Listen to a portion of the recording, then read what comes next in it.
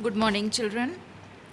Children, in the previous lecture, we studied about economic and non-economic activities. We studied about the different components of economic activities, and we studied the comparison of the three components of economic activities as well. Then we had a look at the objectives of business activities too. So we'll go further studying about business activities later. For now, let's have a look at how the trade and commerce evolved in India. Let's study the history of trade and commerce in India. Children, you must have studied in your previous class, in class 10th, you must have studied then in ancient India, people would mainly depend on agriculture. They would grow crops. Cotton was grown abundantly, and people would mainly involve themselves in cotton, weaving cotton, dyeing fabrics, pottery, handicrafts, sculpting masonry all these use to be the main occupations जो लोग जो काम करते थे main उनका होता था agriculture they would grow crops to fulfil their own food needs and जो उसका एक्स्ट्रा होता था the surplus they would be trading with neighbouring places neighbouring areas we find evidences from older civilizations like Indus Valley civilization gives us some evidences that in this people they were great maritime explorers. Just have a look at this picture. It shows red and blue roots. So what these roots are, the red one, it shows you, it indicates the silk route that mainly was the land route. Land से जो एक network create किया गया था that would be called silk route. Why silk route? Because इस route के through mainly textile stuff का trading होती थी. India would be sharing the silk and the fabrics and the जो वीविंग होती थी उसके जो प्रोडक्ट्स होते थे वो नियर बाई कंट्रीज़ में नियर बाई एरियाज से शेयर किए जाते थे सिल्क रूट से. That basically was the land route. And the blue network that shows maritime route, or we can call it sea route, and it was also called spice route. Spice route because इसके through mainly जो spices India में produce होते थे उनकी sharing आसपास के countries में होती थी. like silk route we can see that it is connecting India to the southern Europe. It's also connecting to Arabian Peninsula. It is connecting to the eastern side of Africa. Then on the east side it is connecting to the eastern countries. It is also connecting to the southern east part of the world. And likewise you can see this maritime route. It is also connecting to different parts of Africa. It is going up to Europe, and here in this side on the southern side it is connecting to many islands. So this way India would be trading with nearby areas through Silk Route and through the maritime route.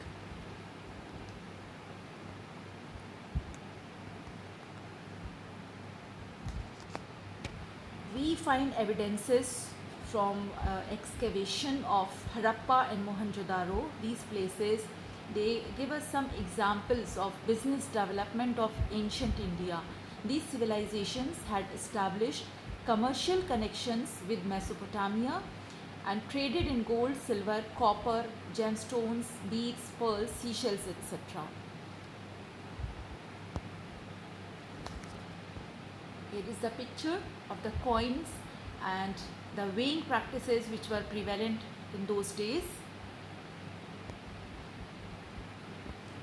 Now let's go further to study about history of trade and commerce in India, and here we'll study this topic under these subtopics which are indigenous banking system, rise of intermediaries, transport, merchant corporations, major trade centers, major exports and imports, position of Indian subcontinent in world economy, and India begins to reindustrialize. These are going to be the subtopics under our topic history of trade and commerce in India.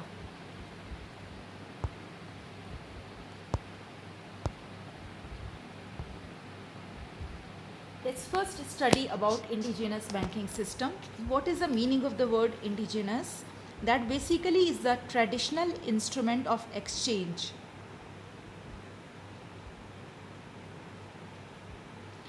Indigenous, the word means something that originates or that occurs naturally in a particular place. So indigenous banking system, which started in India, earlier days, you must have studied in your previous class also, people would be exchanging goods or services with each other.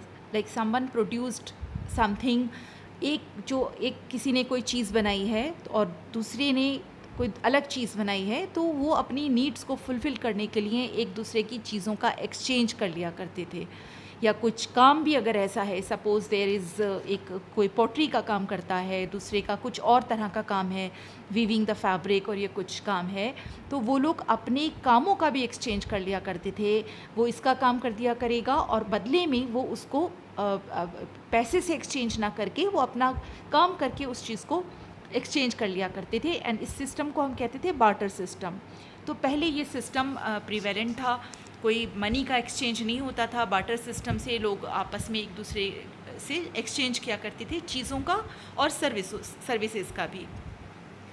उसके बाद क्या हुआ, उसके बाद एक system start हुआ जिसको हमने इंडिजिनस बैंकिंग सिस्टम कहा. उस सिस्टम के अंडर क्या हुआ कि there was a term which was hundi और चिट्ठी.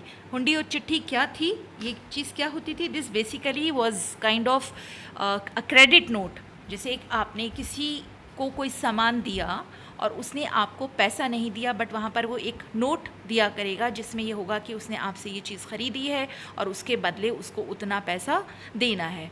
तो वो एक तरह का क्रेडिट हुआ करता था जो कि एक्सचेंज के लिए as a medium of exchange use करते थे लोग उस टाइम पर.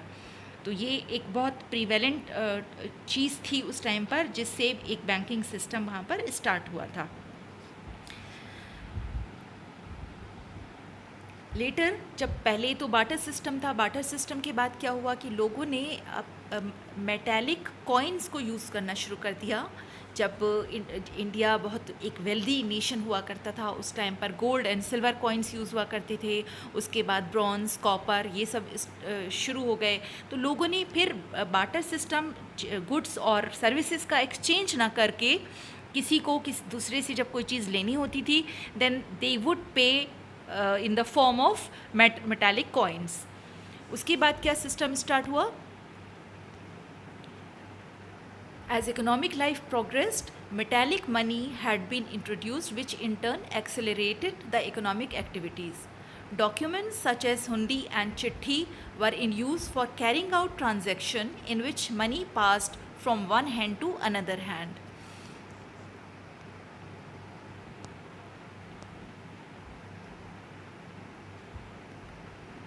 हुंडी refers to financial instrument. It was a financial instrument. जैसे आपने किसी से कोई सामान लिया है तो उसको बदले में एक वो क्रेडिट नोट एक्सचेंज का जैसे एक फॉर्म होता है, उसको वो आप क्रेडिट नोट देंगे. Look at the pictures which are given here. So it was used as a credit instrument to borrow money. अगर किसी से आप पैसा ले रहे हैं तो वो एक वहाँ उसको आप एक वो देंगे कि you have to pay that amount back to that person, जिसमें आपका रिसीविंग की डेट और जो आप आपको रिटर्न करेंगे उसकी डेट्स और उसकी सारी डिटेल्स मेंशन रहेंगी. सेकंड यूज़ ऑफ दिस हुंडी और चिट्ठी was it was used as remittance instrument to transfer funds from one place to another. And another use of this chitti or hundi was to trade transaction as bill of exchange.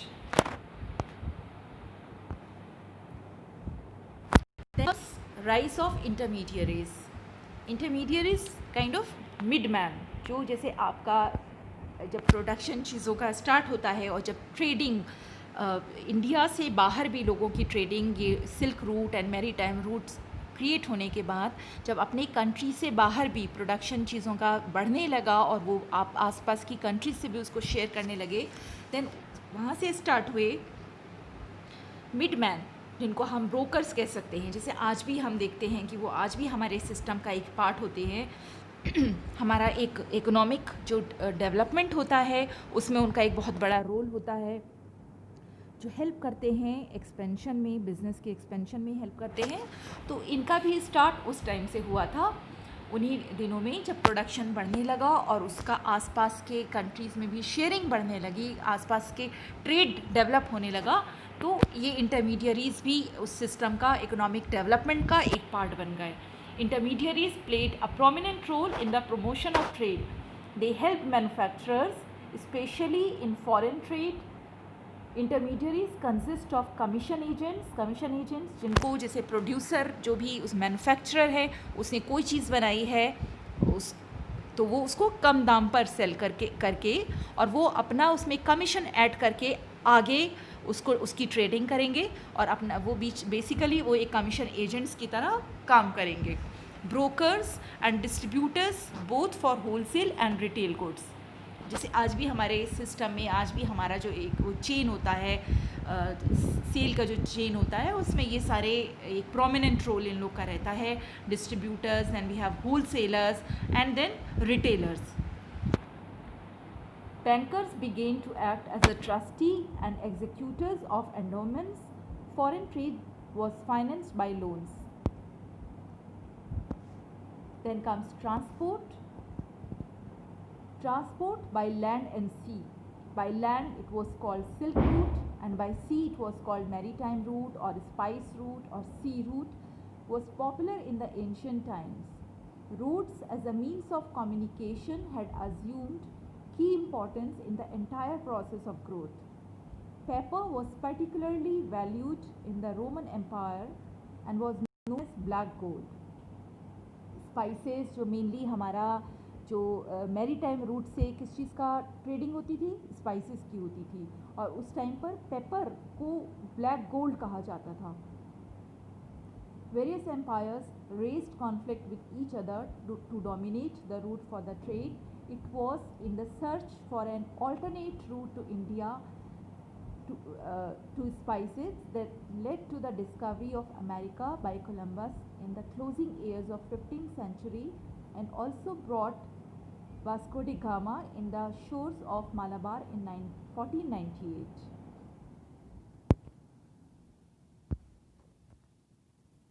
Then comes merchant corporations. जो उस time जो merchants होते थे, जो ये सारी trading में जो मेन जिनका रोल रहता था, they had their own corporations, जिनको गिल्ड्स भी कहते थे, और जिनका और दूसरा नाम जो रहता था इनके मर्चेंट कॉरपोरेशंस का, इनका एक हेड होता था, and they would frame there own rules. उसमें जो उस टाइम के किंग होते थे उनका भी कोई लाइक वो उसको कमांड नहीं कर सकते थे।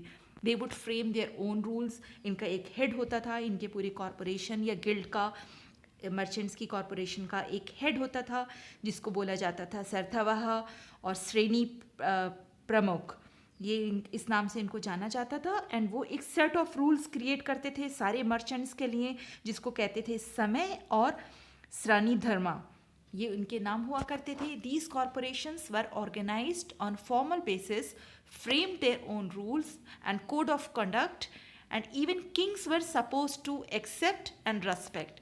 किंग्स का भी इनके जो रूल्स एंड रेगुलेशंस फ्रेम किए जाते थे कि कैसे ये ट्रेडिंग करेंगे, कैसे नेबरिंग कंट्रीज से इनके टर्म्स एंड कंडीशंस सेट होंगे ट्रेडिंग के, उसमें किंग भी इंटरफेयर नहीं कर सकता था। किंग को भी मानना पड़ता था, जो ये फ्रेम कर लिया करते थे। इनका प्रमुख जो होता था, head of the guild, he would frame the rules and that has to be accepted by the king also.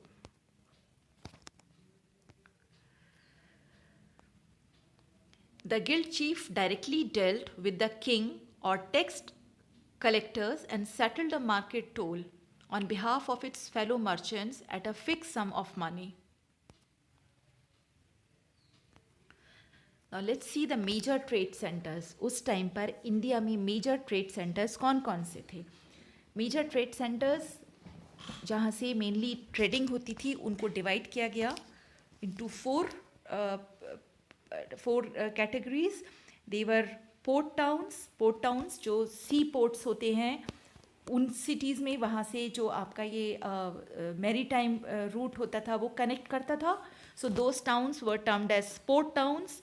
Another one manufacturing towns, जहाँ रिसोर्सेज अबेंडेंट थे, लाइक जैसे कॉटन फैब्रिक का जहाँ से हो रहा है, ट्रेडिंग हो रही है, तो वो टाउन्स हुआ करती थी जहाँ कॉटन फैब्रिक ज़्यादा प्रोड्यूस होता था। इसी तरह और तरह के जो नेचुरल रिसोर्सेज थे वो जिन एरियाज़ में प्रोड्यूस होते थे, उन टाउन्स को मैन्युफैक्चरिंग टाउन्स कहा गया। देन मर्केंटाइल टाउन्स, जहाँ पर जो मर्चेंट्स हुआ करते थे वो जो बेस्ड होते थे मेनली।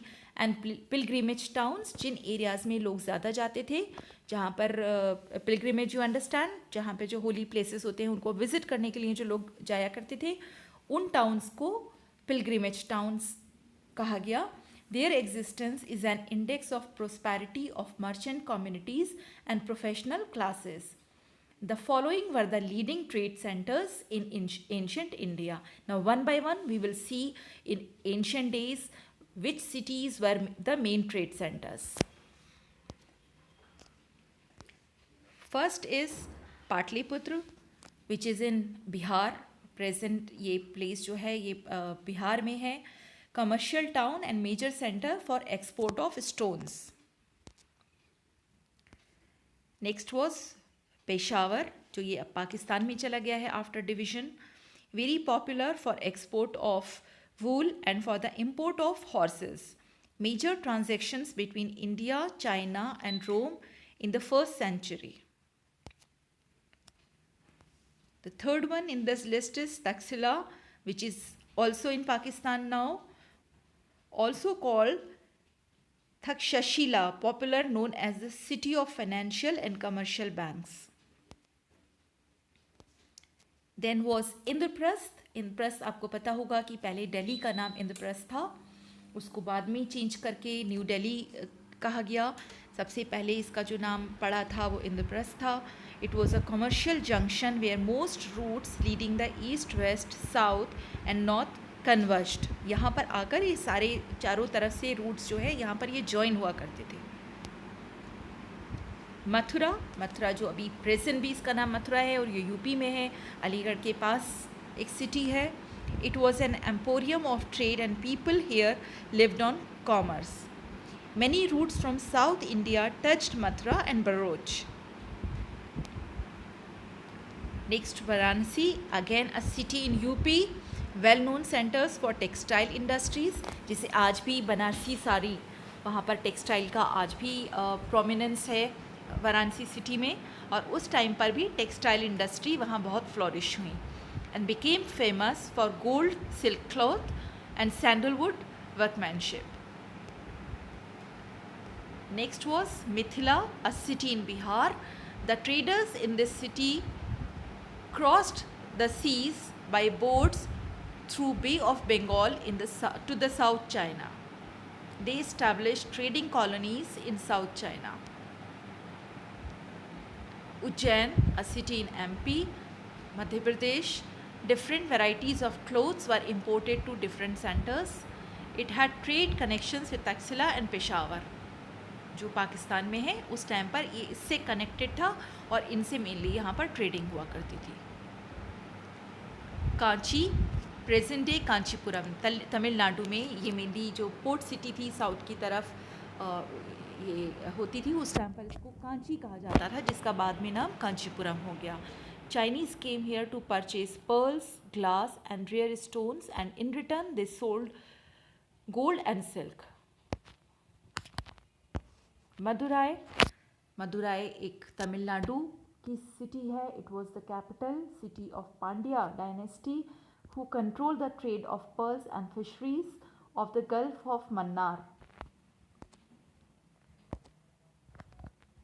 भरूच, प्रेजेंट में जो भरूच गुजरात की एक सिटी है, उस टाइम इसका नाम था Bharuch. It was a major trade centers in western India.